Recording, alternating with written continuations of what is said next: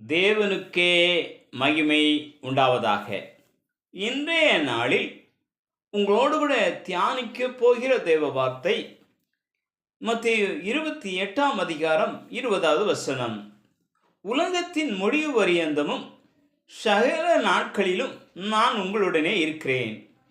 உலகத்தின் முடிவு பரியந்தமும் சகல நாட்களிலும் நான் உங்களுடனே இருக்கிறேன். இன்றைய நாட்களில் அநேகர் தனக்கு உதவி செய்ய, தன்னை பாதுகாக்க யாரும் இல்லாத சூழ்நிலை இருக்கிறது போல உணர்கிறார்கள். ஆனால் அப்படிப்பட்டவர்களை பார்த்து நம்முடைய ஆண்டவராய் இயேசு கிறிஸ்து இந்த உலகம் எதுவரை இருக்குமோ அதுவரைக்கும் சகல நாட்களிலும் நான் உங்களோட இருக்கிறேன் என்று சொல்கிறார். அவர் அதன்படி செய்கிறவராகவும் இருக்கிறார். கர்த்தருக்குள் பிரியமானவர்களே, ஆண்டவராய் இயேசு கிறிஸ்து சீடர்களை உடனே படகில் ஏறி தமக்கு முன்பாக அக்கறையில் உள்ள ஒரு பட்டணத்திற்கு செல்லும்படி கட்டளையிட்டார்.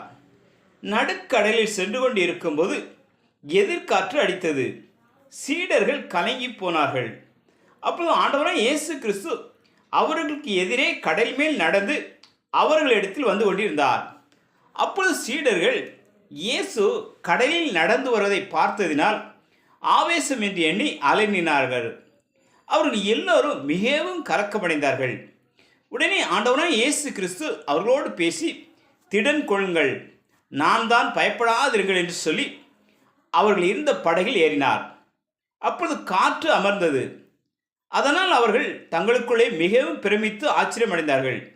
பிரியமானவர்களே, ஆண்டவராய் இயேசு கிறிஸ்து சீடர்களின் பயத்தை போக்க கடலின் மேல் நடந்து வந்து அவர்களோட படகில் ஏறி அவர்களை ஆறுதல் படுத்தினார். அவர்களுடைய பயத்தை போக்கினார். இன்று நீங்களும் உலகத்தை பார்த்து பயப்படாமல் உங்கள் எதிர்காலத்தை குறித்து சோர்ந்து போயிருக்கலாம். நீங்கள் அவரை விசுவாசிக்கும் போது வேத வசனத்தில் சொல்லப்பட்டது போல உலகத்தின் முடிவு பரியந்தமும் சகல நாட்களிலும் நான் உங்களுடனே இருக்கிறேன் என்று சொன்ன தேவன் இன்று உங்களோடும் இருப்பார். நீங்கள் அவரை தேடும் போதும் அவரை விசுவாசிக்கும் போதும் அவர் உங்களோடு இருந்து உங்களை பாதுகாப்பார், உங்களை உயர்த்துவார், உங்களை ஆசீர்வதிப்பார். தேவன் தாமே உங்களை ஆசீர்வதிப்பாராக. ஆமேன், ஆமேன்.